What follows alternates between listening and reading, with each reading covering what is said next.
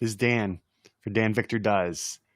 I'm here with you on June 16th, and this is Daily Thoughts coming to you live from any of your local platforms.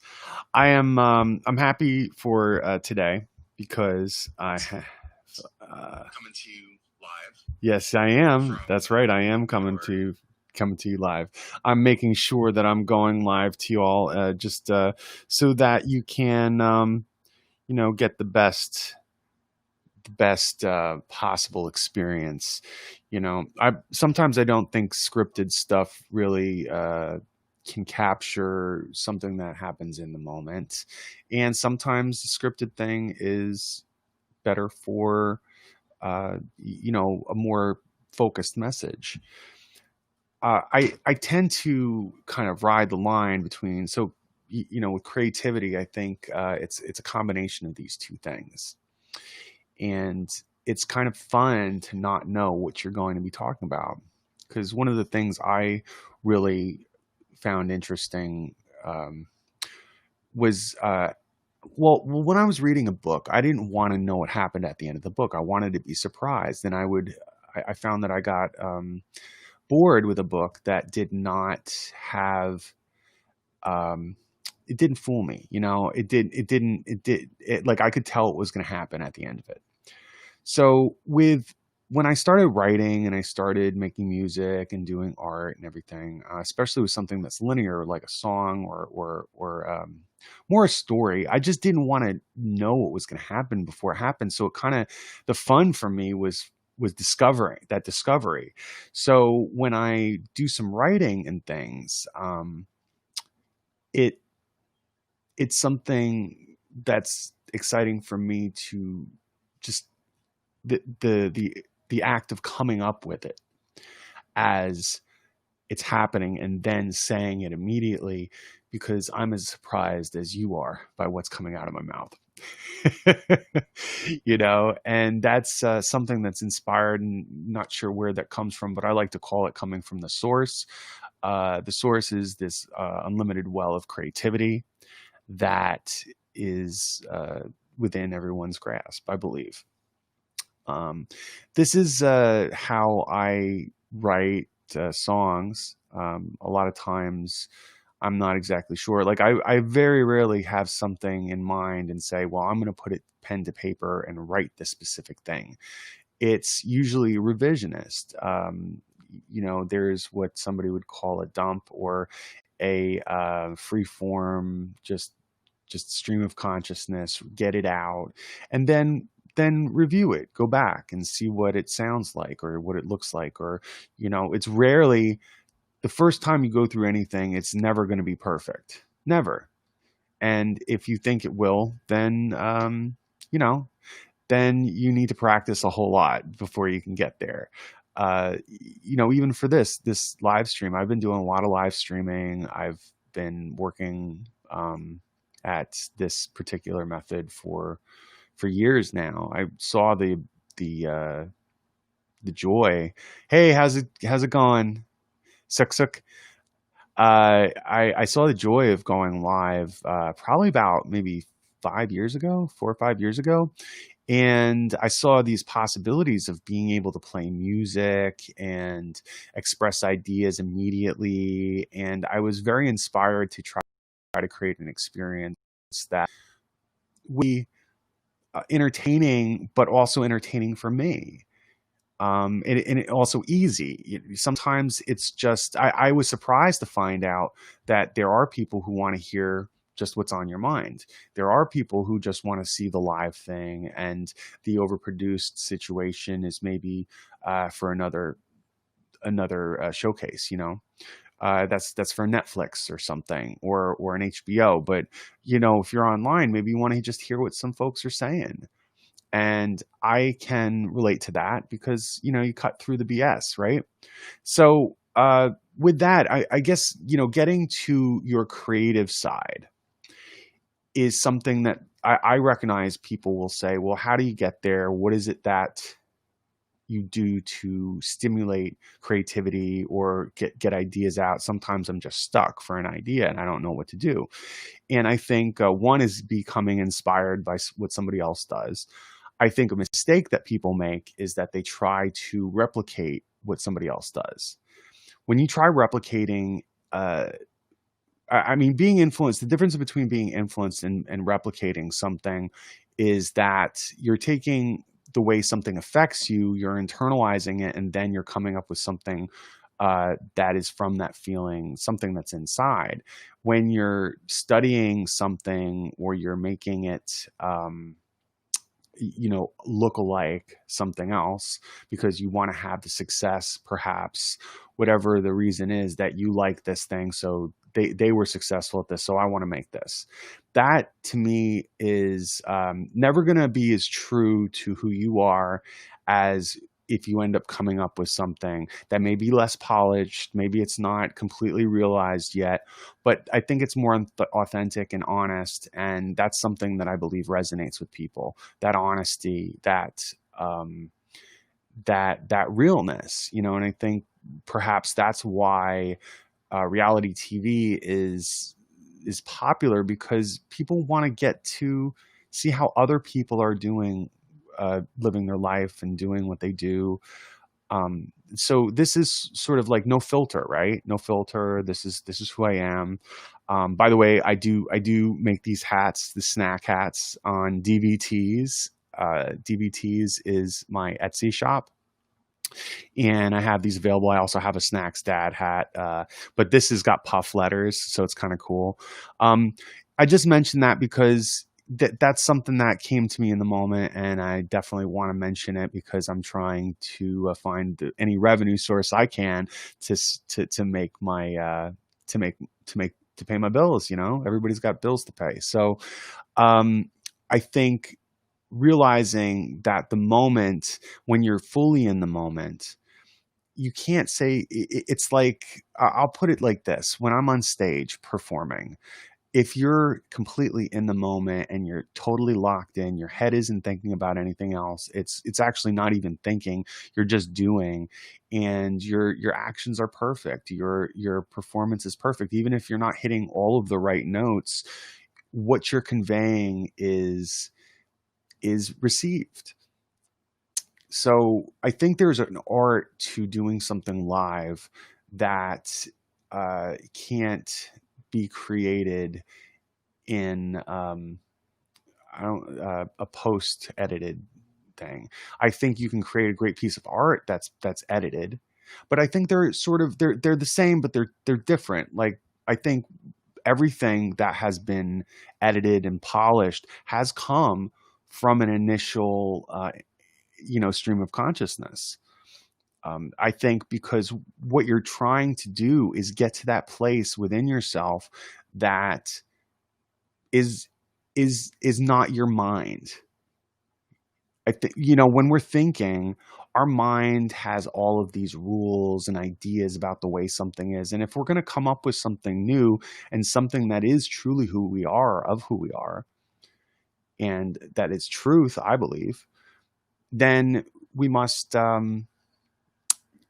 forget who we are in order to come to a deeper realization of that. What our understanding is in our conscious mind is sometimes holding us back. It does, like, it's that, and I think that's why people come up with a writer's block, because you're thinking of all of the ideas that you have. So one technique that I suggest is writing everything down and see what happens on the page, because it's a lot easier to see something and see your thoughts as opposed to just having them circulate in your mind. And some people are like, well, I can do that, or that means I can't think about things. No, no, no. Like, I have to say, I disagree with that very much, because it's not saying that you're unable to do something. You're just giving yourself every ability every advantage to come up with something, and then organize your thoughts. Everybody needs to organize their thoughts in some way. And if people give you the impression that they can do everything in their head and they can multitask, they're giving a improper representation of themselves to make themselves feel superior. And I'm not down with that. I want to share as much information with you all as I possibly can.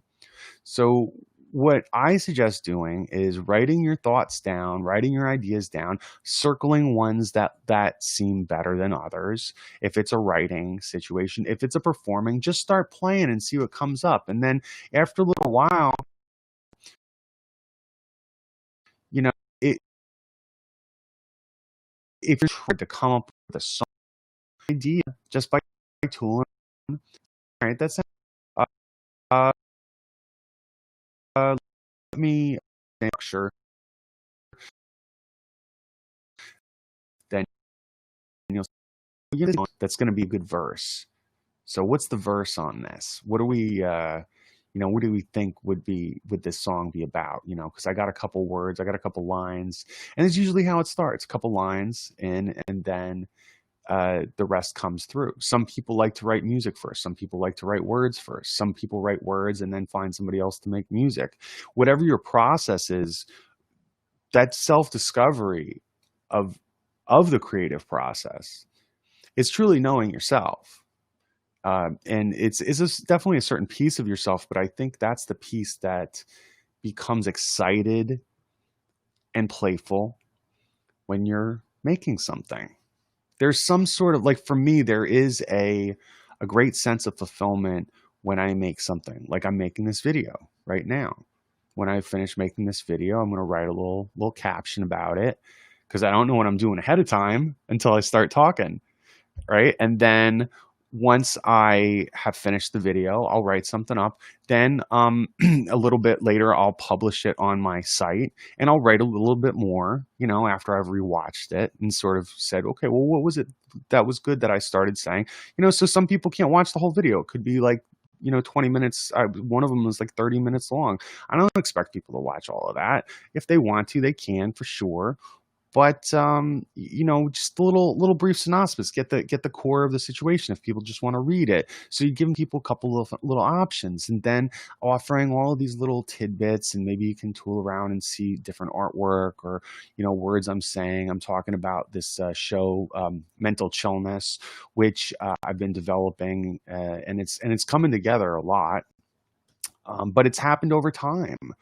And if you just have a lot of these little ideas that you push forward just a little bit at a time, you have these goals, you have these ideas, you discover what it is that you want to do by just throwing some stuff down and deciding if it's something you like. And it's okay not to like it. It's okay to say, well, I'm not good at this, but I really do like it. For instance, I was not such a great artist when I first started, a visual artist, right? So I'll tell you this little short story, and then we'll I'd like to short today, short and sweet, but I like to talk, so it'll be hard.